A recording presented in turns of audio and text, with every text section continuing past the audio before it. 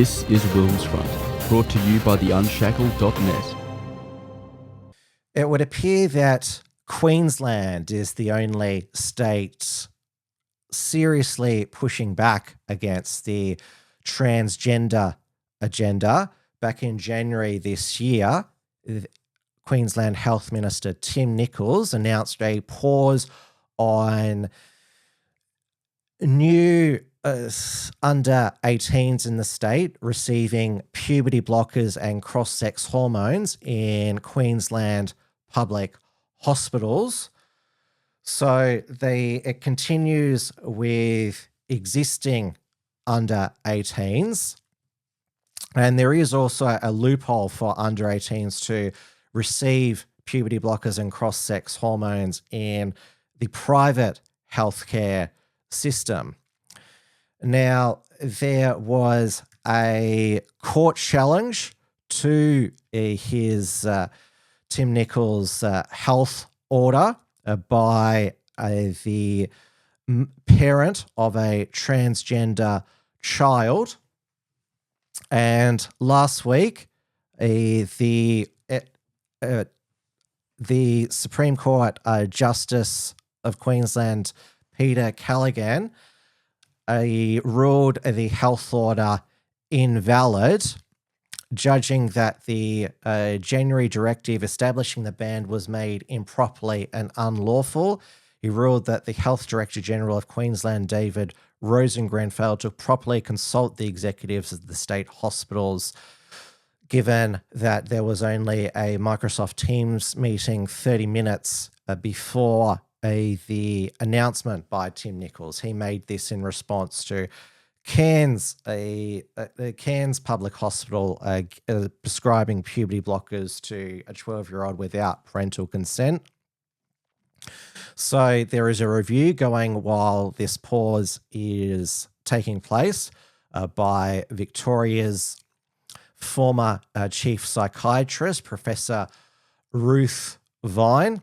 Now, this case was, brought before the Queensland Supreme Court by the Queensland LGBTQI Legal Service. And you can see in the corner here, this is who the LGBTQI lobby of Queensland decided to put forth as their spokespeople or spokes-they.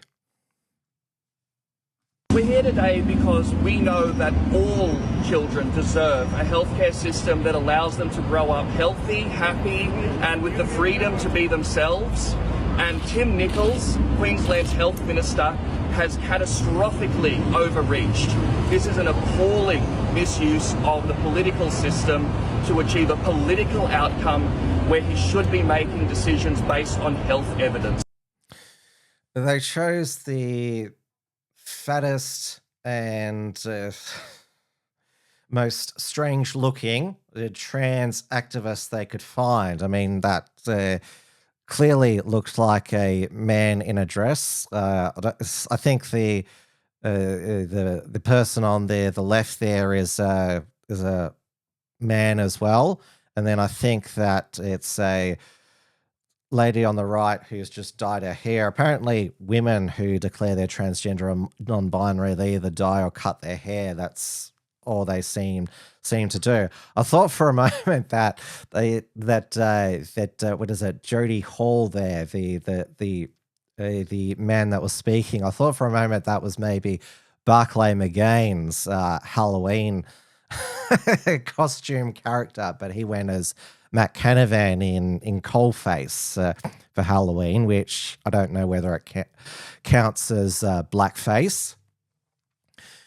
And now also in another pushback from the Queensland government, the Queensland Minister for Women, Fiona Simpson, she answered a question on notice from the Katter's Australia Party leader, Robbie Katter, asking her to outline the state's definition of a woman and whether transgender people were included. She responded that a woman is an adult human female, which, I mean, she gave a straightforward answer and a better answer than the previous Labor Queensland Minister for Women, Shannon Fentiman.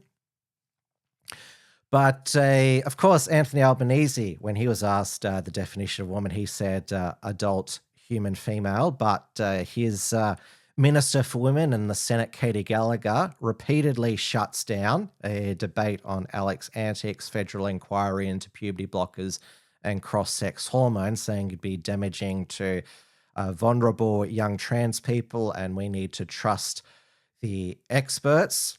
And I should note that Queensland is not rolling back gender self-ID in that state. Neither is Leah Finocchiari, the Chief Minister of the Northern Territory, even though she said if you're a biological man, you go to a man's prison. Every state and territory in Australia has gender self-ID. The Liberal government of Tasmania, the only other Liberal government, state government in Australia, is certainly not going to roll back, push back against the trans agenda, because Jeremy Rockcliffe is a leftist Liberal Premier, as is his new Health Minister, Bridget Archer, the former member for Bass, who, when she was running for federal re-election for Bass, held up a sign that said she wanted to protect trans youth. So that's who's running the Tasmanian Health Ministry there. And of course, well, we don't need to go over Victoria as well. It's no progress on the review into the housing of a transgender pedophile in a women's prison.